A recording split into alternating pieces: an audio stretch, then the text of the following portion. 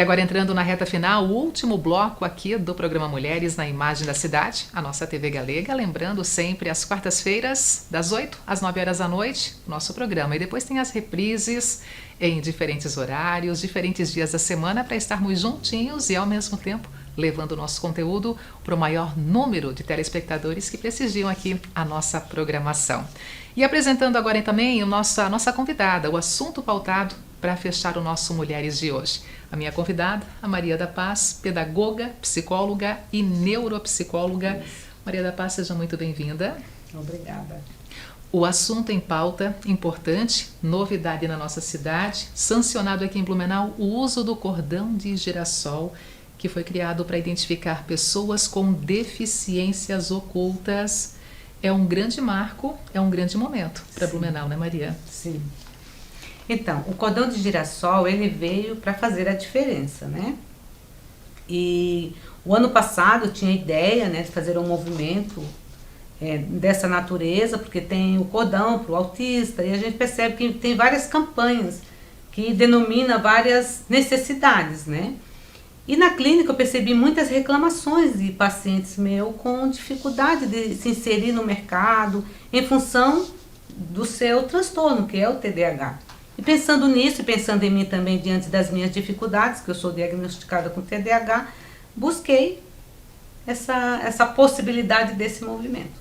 Quando a gente fala em deficiências ocultas, são essas as deficiências, como você mesmo mencionou, a questão do TDAH, o próprio autismo, e temos um leque muito grande nessa colocação realmente de pessoas que não é visível ali o seu problema, a sua patologia, mas ao mesmo tempo convive com isso. E de uma hora para outra, esse comportamento pode demonstrar essa situação. Isso. Na maioria das leis municipais, inclusive a federal, cita algumas deficiências ocultas, né, como autismo, TDAH, doença de Crohn, fobias extremas.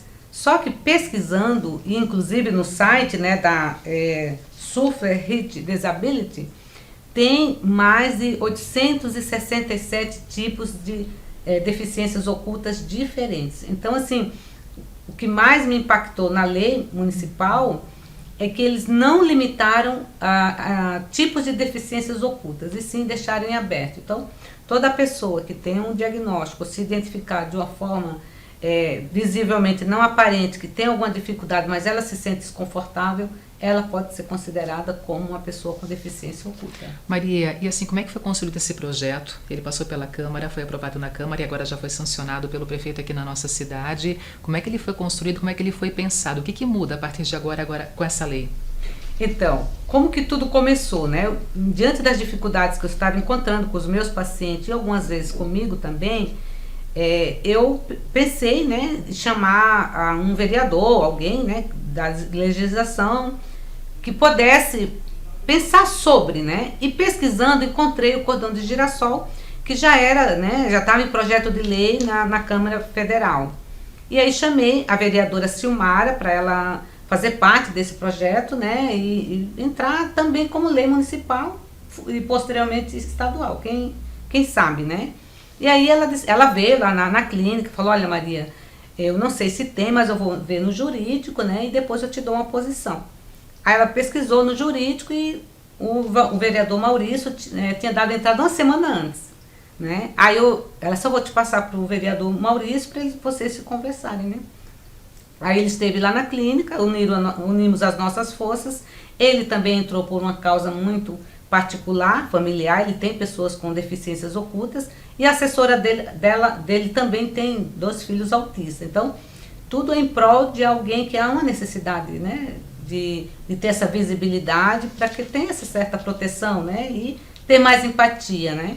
Aí todos nós estamos necessitados disso, unimos as nossas forças e o projeto foi, né, e agora foi sancionado no dia 11 pelo nosso prefeito. E a partir de agora, como é que as pessoas vão lidar com esse novo olhar, essa nova interpretação, ao ver, por exemplo, alguém com um cordão verde e ali também a presença de girassóis naquele cordão? Como é que fica também essa interpretação da sociedade como um todo, diante de alguém que está com esse cordão? É um movimento novo, né? E na realidade o cordão de girassol é um movimento global, ele é mundial. Inclusive ele tem patente, né, internacional. E nós temos aí uma grande novidade, né, da Flávia, que é a diretora geral desse movimento aqui na América Latina, e tem o cordão oficial. Então, qual é a ideia, né? É saber a origem desse cordão, que, né, foi feito na Inglaterra, surgiu no aeroporto e se expandiu para o mundo inteiro.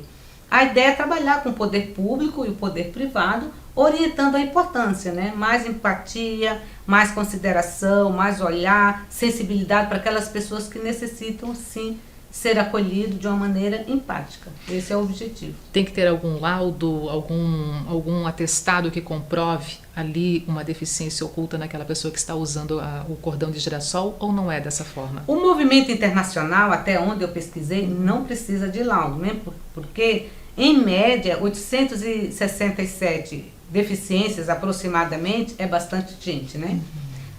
Na lei, agora, na nossa lei brasileira, pelo que eu estava lendo, deixa especificado que pode sim, se caso a instituição exigir um laudo, a pessoa precisa apresentar quando ela tiver de posse, né, do cordão de girassol. Mas eu acredito que isso é só em casos muito extremos. No geral, se você se sentir desconfortável, você pode usar e perceber que em algum momento você poderá ter alguma necessidade, algum desconforto. Por exemplo, posso contar o meu exemplo? Por favor. Eu tinha pavor de andar de avião em função da minha dificuldade de localização. E muitas vezes, fazer muitas conexões, os horários são muito apertados. E muitas vezes eu entrava em pânico, porque como eu tenho TDAH, eu tenho a comorbidade tanto de ansiedade como de depressão. E o pânico é uma das questões que mais me afeta quando eu estou em estresse extremo, né? E uma vez eu perdi o avião, entrei em pânico. Se eu tivesse naquele momento um cordão de girassol, com certeza a pessoa teria, né, ou qualquer outra pessoa que me via naquela situação poderia ter me ajudado.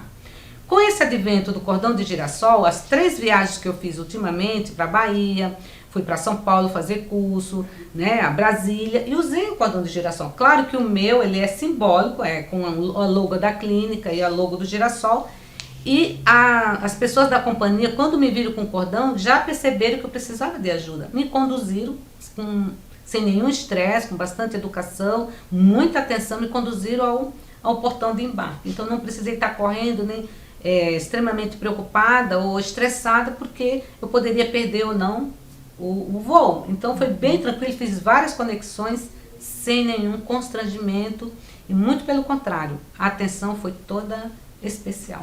E é uma forma de construir um novo olhar perante a sociedade, sim, ou da sociedade para com as pessoas que têm essas deficiências ocultas, porque muitas vezes se julga, por exemplo, alguém com autismo, uma criança, um adolescente com autismo, naquele momento de crise ou da forma dele se expressar com sons altos, se julga sem saber, né? E ao mesmo tempo dá até méritos para a falta de educação que o pai e a mãe estão oferecendo naquele momento ali e tudo mais. Então é uma forma de não ter mais esse pré-julgamento e entender aquele ser humano que tem limitações ou diferenças do ser em sociedade, mas é um ser humano, ele também tem que ter respeito e quem está ao seu redor também ser respeitado.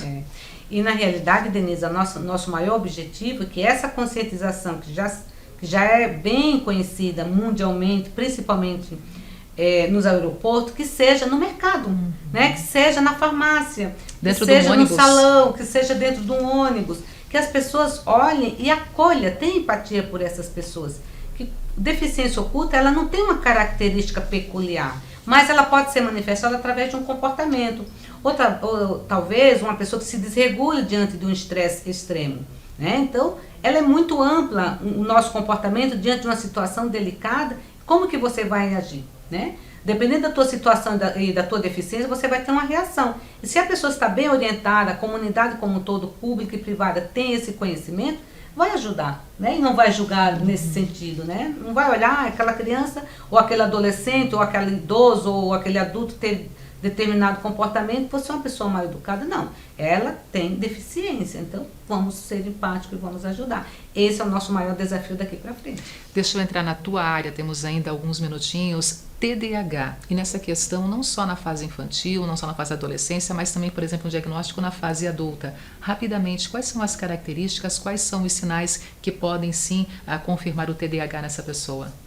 Então, o TDAH, ele tem a hiperatividade, a desatenção e a impulsividade.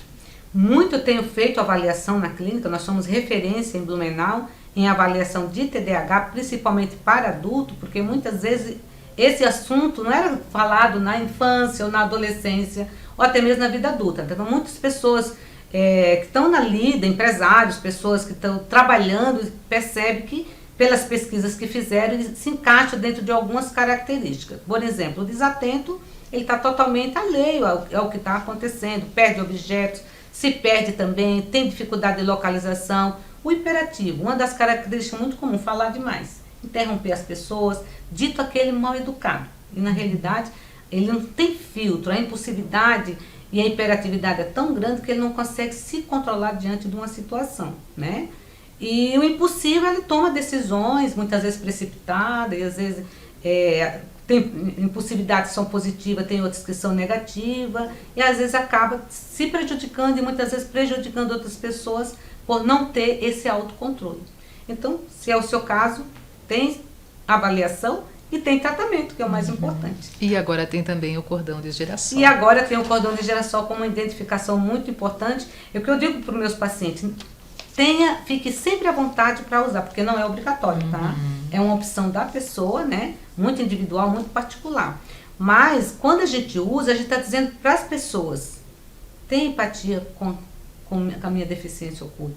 Então, a forma de ser empático com você, com o outro e com as pessoas que necessitam também. Maria, a nossa cidade agradece muito o teu passo a passo para chegar até um projeto e do projeto se tornar uma lei aqui na nossa cidade. E agora a gente tem então esse reconhecimento envolvendo o cordão de girassol para as pessoas que têm deficiências ocultas, para ela, para os familiares. É um grande agradecimento, com certeza. Nosso muito obrigada e também eu agradeço por estar conosco hoje aqui mais uma vez na nossa TV Galega, tá? Muito obrigada.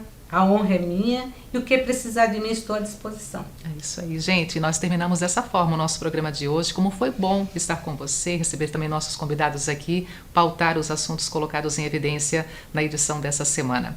Obrigada também aos nossos patrocinadores, entre eles, né? A loja Maria Tereza Moda Mulher, lindas roupas da Nova Estação ali presente e ao mesmo tempo aquele atendimento todo diferenciado da loja Maria Tereza Moda Mulher, a minha parceira de muito tempo aqui na programação da TV Galega. E para você, obrigada mais uma vez, uma ótima semana, fique com Deus e o convite feito em mais um encontro na próxima quarta-feira, em mais um Mulheres aqui na nossa TV Galega. Até lá, se Deus quiser.